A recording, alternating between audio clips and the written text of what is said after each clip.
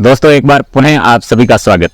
दोस्तों आज के इस वीडियो में हम बात करेंगे जाट राजनीति को लेकर के, बात करेंगे राजस्थान की राजनीति को लेकर के और बात करेंगे हनुमान बेनीवाल को लेकर के। दोस्तों वीडियो में आगे बढ़ने से पहले आपसे निवेदन है कि अब तक आपने हमारे चैनल को सब्सक्राइब नहीं किया है तो प्लीज चैनल को सब्सक्राइब करें, वीडियो को लाइक करें, अपने दोस्तों के बीच में साझा करें। दोस्तों हनुमान बेनीवाल एक बात अपनी सभाओं में कहते हैं कि 2008 के बाद में जिस तरह से तेजाजी महाराज का नाम देश और दुनिया में फैला है, जिस तरह से 2008 के बाद में तेजा भक्तों की संख्या हमारे सामने आई है, जिस तरह से लोग तेजाजी के बारे में जानने लगे हैं, जिस तरह से लोग तेजाजी के बारे में पढ़ रहे हैं, जान रहे हैं, समझ रहे हैं, ये विशेष तौर से 2008 के बाद में हुआ। और मैं ये बात आपसे भी पूछना चाहता हूँ, आपसे भी जानना चाहता हूँ, आपको भी पुराने दिन याद दिलवाना चाहता हूँ कि आप भी याद करिए, क्या हम जब बचपन में थे तो जिस तरह का माहौल तेजाजी को लेकर के आज है, जिस तरह के मेले तेजाजी को लेकर के आज भरे जाते हैं, राजस्थान के हर गांव में तेजाजी की मूर्ति लगी है, तेजाजी के घोड़ी का स्टेचू बना है, क्या ये सब पहले था? अगर मेरे गाँव की बात करूं,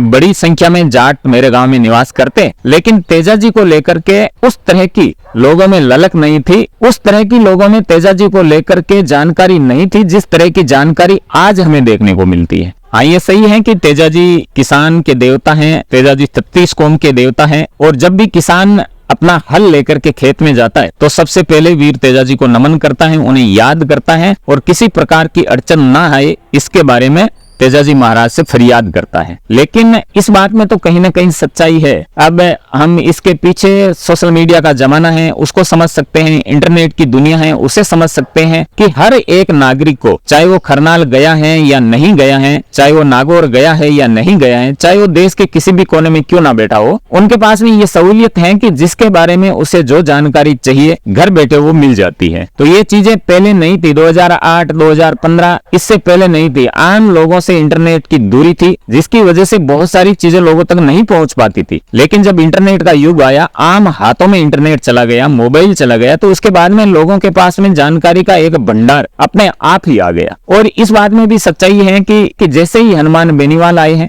लोकसभा में हनुमान बेनीवाल ने तेजाजी महाराज का जयकारा बोला, विधानसभा में जयकारा बोला, और उसके बाद में स्थिति कुछ इस तरह से हो गई है कि जो भी जाट समाज के नेता है, चाहे वो किसी भी पार्टी से संबंध क्यों न रखने हो, चाहे कांग्रेस पार्टी के हो, चाहे भाजपा के हो या आरएलपी के हो, हर कोई जाट नेता चाहता है कि खरनाल जाया जाए, अपने आप को खरनाल में जाकर के लोगों के बीच में रूबरू होने का अवसर ना गुमाया जाए, ये हर जाट नेता चाहता है। और ये जो जाट नेताओं के अंदर एक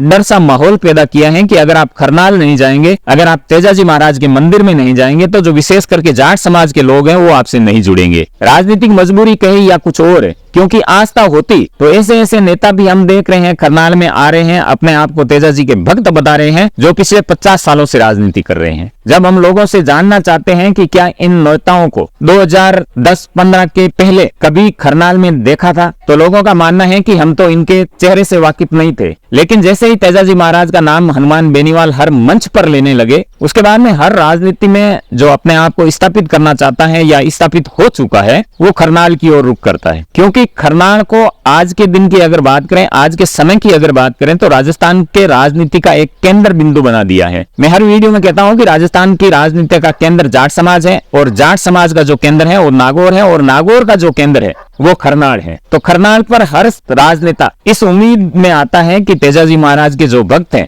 वो अगले आने वाले चुनाव में हमारे साथ जुड़ जाए। और जिस तरह की जाट समाज में हनुमान बेनीवाल को लेकर के स्वीकार्यता बढ़ी है, जिस तरह से जाट समाज हनुमान बेनीवाल को लेकर के एक होता हुआ हमें दिखाई दे रहा है, चाहे युवाओं की बात करें, चाहे बुजुर्गों की बात करें, चाहे महिलाओं की बात करें, जब हनुमान बेनीवाल का राजनीतिक तौर पर नाम आता है तो ये समाज हनुमान बेनीवाल के पीछे ताकत बनकर के खड़ा रहना चाहता है। क्योंकि इस समाज के अंदर कहीं न कहीं ये टीस है कि सबसे बड़ा वोट बैंक होने के बावजूद भी राजस्थान में वो स्थान ये समाज हासिल नहीं कर पाया, वो स्थान इस समाज के नेता को नहीं मिला जिसका ये नेता हक रखते थे। तो वो जो टीस है जाट समाज के युवाओं के अंदर, वो कहीं न कहीं हनुमान बेनीवाल के पीछे एकत्रित होने के लिए उन्हें बल देती है। जाट समाज के युवाओं को लगता है कि हनुमान बेनीवाल जिस तरह से आगे बढ़ रहे हैं राजनीतिक तौर पर, जिस तरह से राजस्थान में हनुमान बेनीवाल ताकत जुटा रहे हैं और जिस तरह का समर्थन हनुमान बेनीवाल को मिल रहा है, पिछले अगर 10 सालों की बात करें तो हनुमान बेनीवाल बड़े स्तर पर राजनीतिक रूप से इनका जो दायरा है वो पूरे राजस्थान भर में फैला है। क्योंकि पहले के चुनाव की अगर हम बात करें, विशेष करके 17-18 से पहले, तो हनुमान बेनीवाल को केवल नागौर के लोग जानते थे। नागौर से बाहर हनुमान बेनीवाल की उस तरह की पहचान नहीं थी जिस तरह की पहचान हनुमान बेनीवाल ने विशेष करके 17-18 के बाद में बनाई है। और अब जो हनुमान बेनीवाल जिस पहचान को लेकर के आगे बढ़ रहे हैं, जिस राजनीतिक